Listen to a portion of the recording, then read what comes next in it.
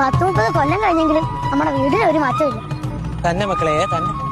എന്താ കൊച്ച ഒരു മുന്നറിയിപ്പും ഇല്ലാണ്ട്? നീ എപ്പോഴാ വന്നേ? രാവിലത്തെ ഫ്ലൈറ്റിന് വന്ന്, നാളെ രാവിലെ പോണം. എന്നാ പിന്നെ എന്തിനാ വന്ന്? ചേച്ചി ചത്തോന്നറിയാൻ വന്നതാ? അങ്ങനെയാണെങ്കിൽ ഞാൻ വിളിച്ചു പറയൂലേ. ആരെങ്കിലും എന്നെ കൂടെ ഒന്ന് എടുത്തോണ്ട് കൊണ്ടുപോവോ? ആ വടി വാങ്ങി അങ്ങ് വരിക. പിന്നെ സ്നേഹമില്ലാത്ത കുറെ പിള്ളേര്.